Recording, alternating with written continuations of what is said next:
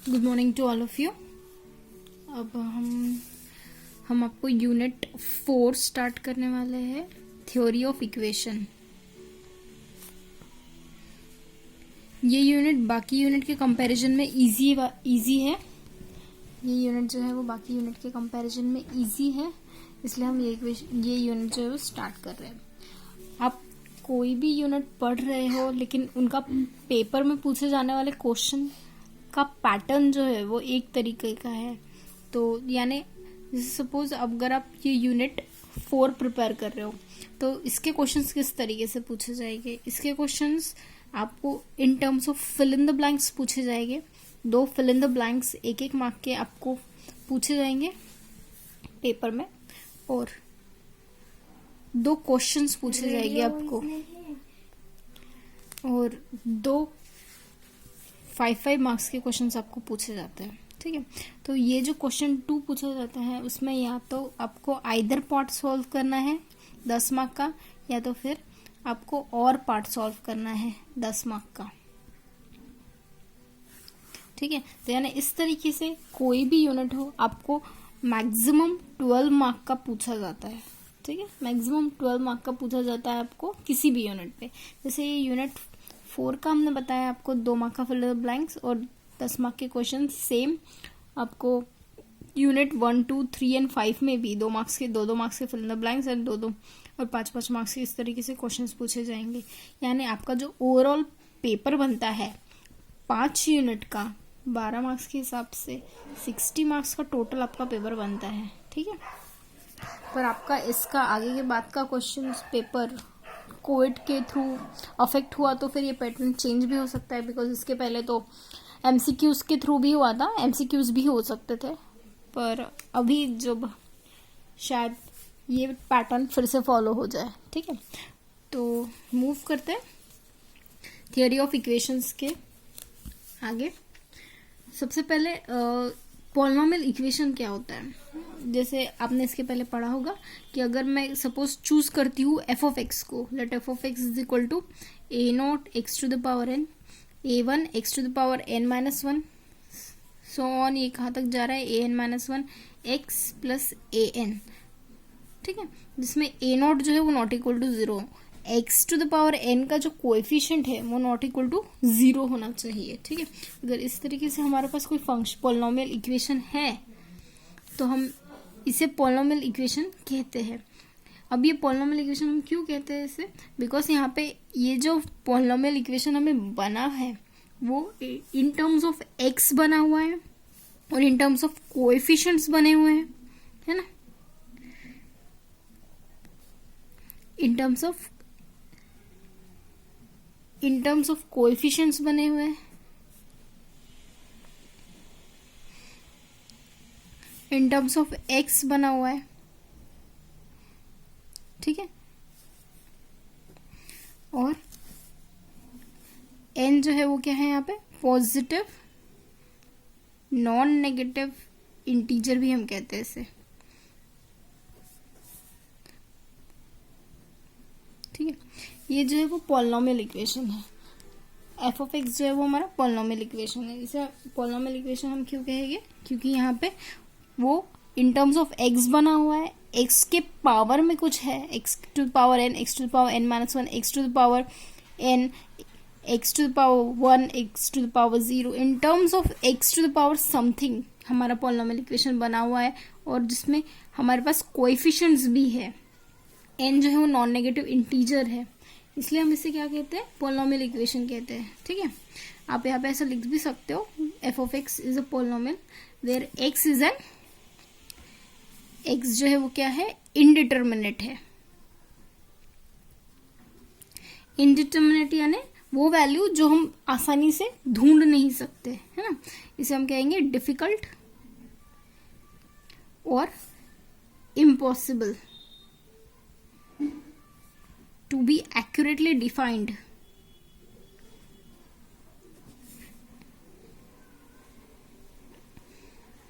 ठीक है, और द कोएफिशिएंट, ये जो कोएफिशिएंट्स है,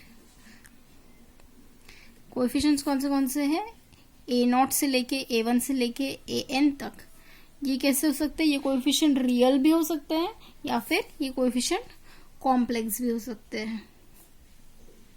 ठीक है, बताया था आपको कि n जो है, n क्या है, n is some non negative integer. ठीक है,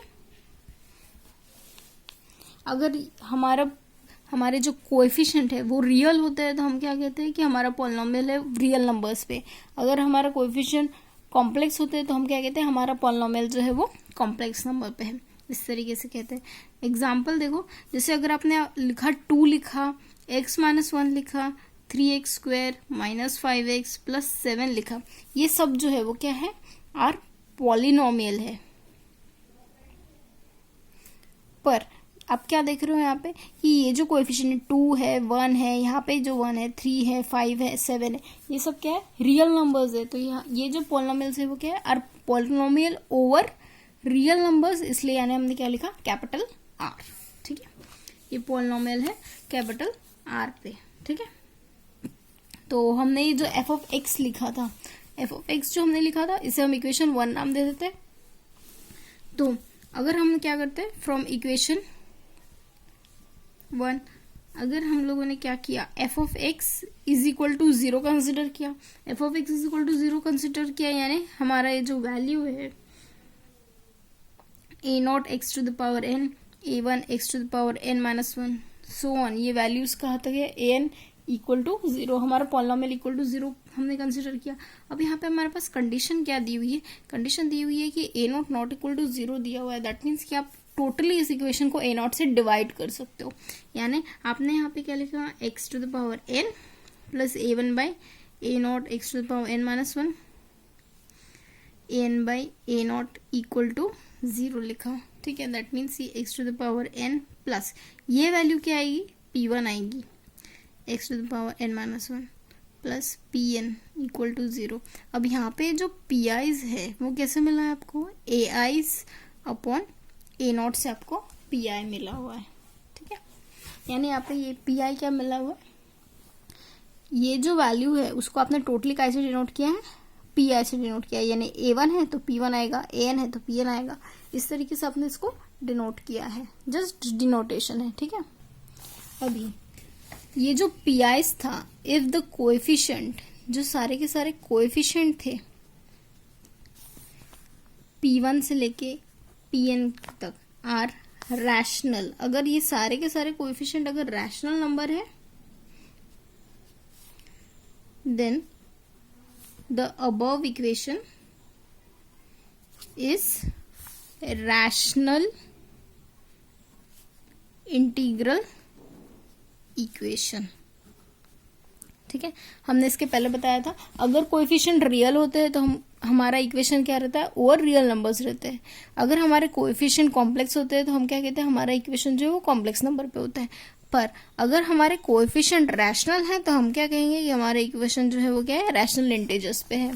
अब ये रैशनल क्या होता है, आपको पता होगा कि नेचुरल नंबर क्या होता है, नेचुरल नंबर का सेट जो है वो क्या होता है, 1 से लेके 1 2 3, ये इस तरीके से ये रैशनल नंबर होते हैं। होल नंबर किस तरीके से होते हैं, अगर हम 0 ऐड कर दे तो वो होल नंबर कहलाते हैं। ठीक है, रैशनल नंबर कैसा रहेगा, रैशनल नंबर किस तरीके से रहता है, p/q के फॉर्म में रहता है, q0 = 0 रहता है। ठीक है, p/q के फॉर्म में q0 = 0। पर यहाँ पे ये जो डिवीजन, ये जो फ्रैक्शन है, वो फ्रैक्शन कैसा होना चाहिए, या तो वो रिपीटिंग होना चाहिए या तो फिर वो टर्मिनेटिंग होना चाहिए। रिपीटिंग और टर्मिनेटिंग यानी या तो वो नंबर रिपीट हो रहा है कंटिन्यूसली, या तो फिर वो नंबर जो है वो टर्मिनेट हो रहा है यानी खत्म हो रहा है। ठीक है, अगर कोई फ्रैक्शन इस तरीके से है कि जहाँ पे वो रिपीट होता है या फिर टर्मिनेट होता है तो हम उसे क्या कहते हैं, रैशनल नंबर कहते हैं। ठीक है, तो वही कहा है यहाँ पे, if the coefficient pi's are rational number, अगर वो pi's रैशनल नंबर है तो हम उसे क्या कहेंगे, रैशनल इंटीजर कोएफिशिएंट कहेंगे। ठीक है, तो वैसे ही ये रैशनल नंबर का हो गया, पर थोड़ा सा और आगे बता देते हैं इर्रैशनल नंबर के लिए। जैसे सपोज इरेशनल नंबर है तो इरेशनल नंबर में हम क्या करते हैं, पी बाई क्यू के फॉर्म में लेते हैं, क्यू नॉट इक्वल टू 0 रहते हैं। यहाँ पे रिपीटिंग का उल्टा क्या हो जाएगा, नॉन रिपीटिंग लिखते हैं वैसे, नॉन रिपीटिंग, ठीक है। नॉन रिपीटिंग होना चाहिए और नॉन टर्मिनेटिंग होना चाहिए। अगर वो रिपीट भी नहीं हो रहा है, फ्रैक्शन है पर फ्रैक्शन होने के बावजूद रिपीट भी नहीं हो रहा है, टर्मिनेट भी नहीं हो रहा है, तो इसका मतलब वो क्या है, इरेशनल नंबर है। और आप लोगों ने इसके पहले पढ़ा ही होगा अपने 12th क्लास में कि rational number plus irrational number ये दोनों क्या बनाते हैं, ये दोनों जो है वो रियल नंबर बनाते हैं, है ना, ठीक है। तो वैसे ये बस आपकी जानकारी के लिए पूछा नहीं जाएगा। तो ये जो अगर कोएफिशिएंट है वो रैशनल नंबर के कोएफिशिएंट है तो हम उसे क्या कहेंगे, रैशनल इंटीजर इक्वेशन कहते हैं, ठीक है। तो अब हमारा जो पॉलिनोमियल इक्वेशन था एफ ऑफ एक्स, उसमें क्या था, the highest power of X in F of X, कहाँ पे, एफ ऑफ एक्स में। एफ ऑफ एक्स क्या था, A not X to the power N, है ना, X to the power N, that means N जो है वो क्या था, हाईएस्ट पावर, इज कॉल्ड, उसे हम क्या कहते हैं, called as the degree of equation, उसे हम क्या कहते हैं, डिग्री ऑफ इक्वेशन कहते हैं, डिग्री ऑफ इक्वेशन कहते हैं, ठीक है।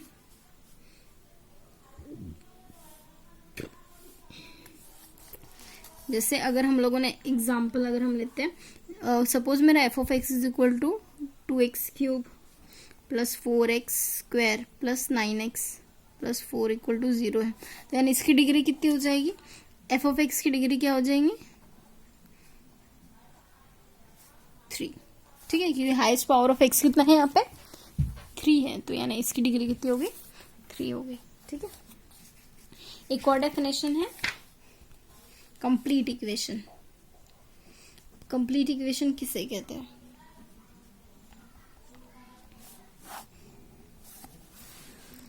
हाँ, तो कंप्लीट यानी ये वर्ड क्या सजेस्ट करता है आपको, कंप्लीट यानी क्या होगा, जो पूरी तरीके से कंप्लीट हो, उसमें कुछ भी छूटा ना हो, है ना, तो उसे हम क्या कहेंगे, कंप्लीट कहेंगे।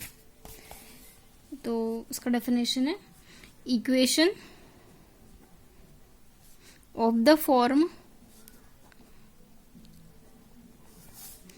f of x is equal to a naught x to the power n a1 x to the power n minus 1 so on, कहाँ तक जा रहा है, an x n minus 1 x to the power n and an a not जो है वो not equal to 0 है ना, अगर ये वैल्यू 0 होगी तो x to the power n का इक्वेशन नहीं बनेगा ना, ये a नॉट जो है नॉट इक्वल टू 0 होना चाहिए। अगर इस तरीके से हमारा इक्वेशन है तो हम इसे क्या कहते हैं, is said to be complete. अगर इस तरीके से हमारा इक्वेशन है तो हम उसे क्या कहते हैं, कंप्लीट। इफ इट कंटेन्स, क्या कंटेन्स कर रहा है, if it contains all X to the power K, है ना, सारे पावर्स कंटेन कर रहा है, फॉर के इक्वल टू कहाँ से, 0 से लेके 1 से लेके 2n तक सारे पावर्स है तो हम उसे क्या कहेंगे, कंप्लीट कहेंगे। पर अगर सारे पावर्स नहीं है, अदरवाइज सारे पावर अगर नहीं है तो हम उसे क्या कहेंगे, it is said to be, हम उसे क्या कहेंगे, इनकम्प्लीट। सारे पावर्स अगर नहीं है तो हम उसे क्या कहेंगे, इनकम्प्लीट कहेंगे।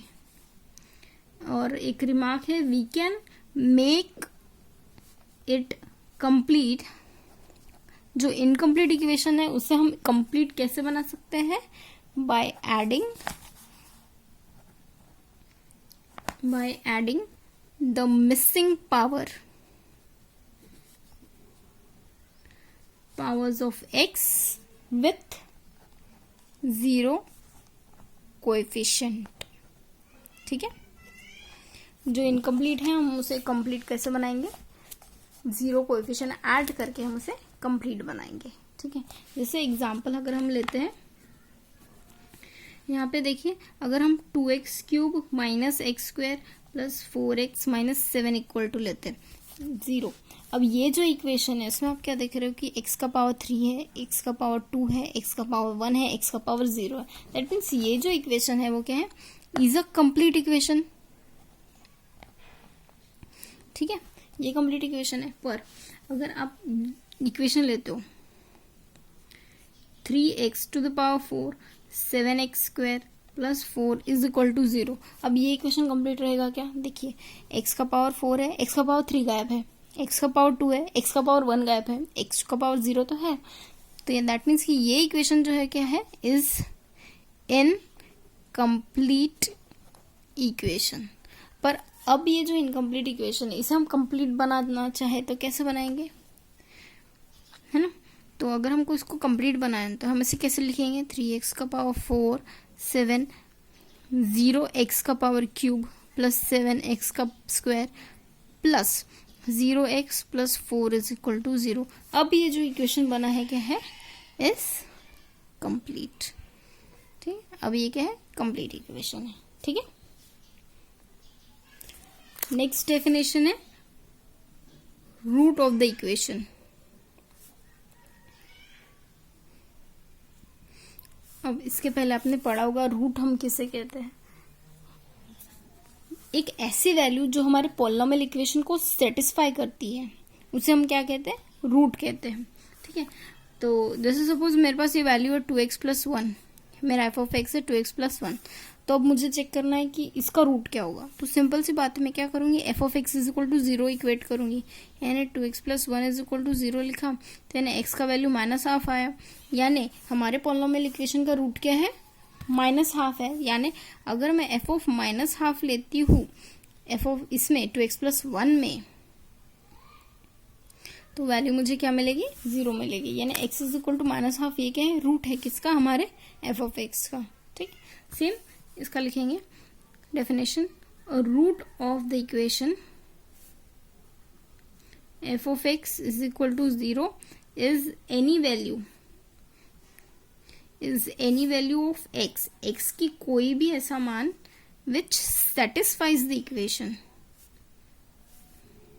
जो हमारी इक्वेशन को सेटिस्फाई करती हो। ठीक है, अगर हम कहते हैं a क्या है, रूट है, if a is its root then क्या होना चाहिए, एफ ऑफ a, जब वो वैल्यू पुट करेंगे हम तो इक्वेशन की वैल्यू 0 हमको मिलनी चाहिए, F of a equal to 0 आनी चाहिए। ठीक है,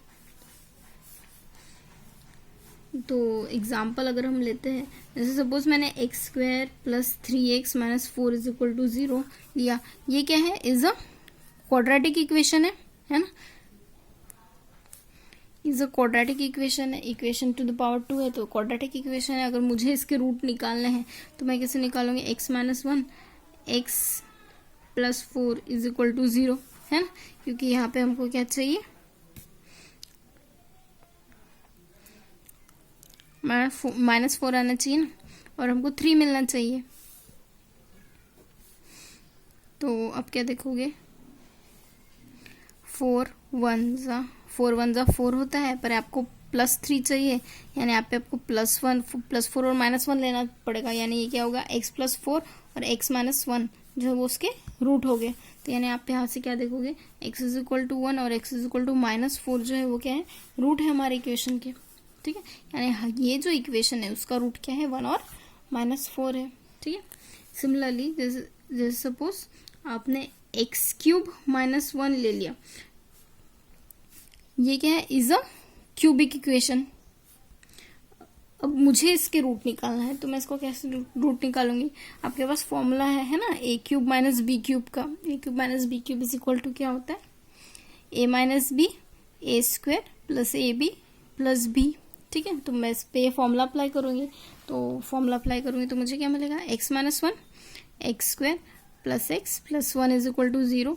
तो यानी यहाँ पे मुझे क्या मिल रहा है कि x इक्वल टू 1 जो है वो एक रूट है, पर जो दूसरा रूट है वो मुझे कैसे मिलेगा, इस इक्वेशन को सॉल्व करके मिलेगा। यानी x का वैल्यू क्या होना चाहिए, -b plus minus under root b² minus 4ac upon 2 into A. ठीक है, ये मैंने फॉर्मूला अप्लाई किया है, कौन सा वाला, -b plus minus under root b² minus 4ac upon 2a वाला फॉर्मूला अप्लाई किया है, ठीक है। और X square plus B X plus C equal to 0, इससे मैंने किसको कंपेयर किया है, X square plus X plus 1 से कंपेयर किया है, ठीक है। इस इक्वेशन में मैंने इस तरीके से वैल्यूज कंपेयर की है, ठीक है। सो दैट मुझे इस फॉर्मूले में ये वैल्यूज पुट किया है मैंने, ताकि मुझे यहाँ पे ए का वैल्यू 1 मिला, बी का वैल्यू 1 मिला, सी का वैल्यू भी 1 मिला, और मैंने यहाँ पे ये वैल्यू पुट की है इस इक्वेशन में। पुट करने के बाद मुझे यहाँ पे एक्स का वैल्यू क्या मिला है, -1 प्लस माइनस √1 माइनस ये 4 हो जाएगा अपॉन 2 -1 प्लस माइनस √-3 आएगा, ठीक है। तो यानी x का वैल्यू क्या है, देखो ये √-3 है, यानी मैं इसे कैसे लिखूंगी, √3 √-1/2। आपको पता है √-1 इज इक्वल टू क्या होता है, i होता है। दैट मीन्स कि आप क्या लिख सकते हो यहाँ पे, x इज इक्वल टू -1 प्लस माइनस √3 i/2। यानी आपको x का वैल्यू कितना मिल रहा है, x का वैल्यू यहाँ पे 1 मिल रहा है, x का वैल्यू आपको मिल रहा है -1 प्लस √3 i/2 मिल रहा है, और x का वैल्यू आपको क्या मिल रहा है, -1 माइनस i/√3/2 मिल रहा है, ठीक है। पर ये जो वैल्यू है इसे हम क्या कहते हैं, ओमेगा कहते हैं। ये जो वैल्यू है इसे हम क्या कहते हैं, ओमेगा स्क्वायर कहते हैं, ठीक है। तो दैट मीन्स कि x is equal to 1 omega square, ये क्या है, आर रूट ऑफ किसके रूट है, x³ माइनस 1 इक्वल टू 0 के रूट है, ठीक है। आई होप आपको हमारा फर्स्ट लेक्चर समझ में आया होगा। मिलते हैं हमारे सेकेंड लेक्चर में, बाय।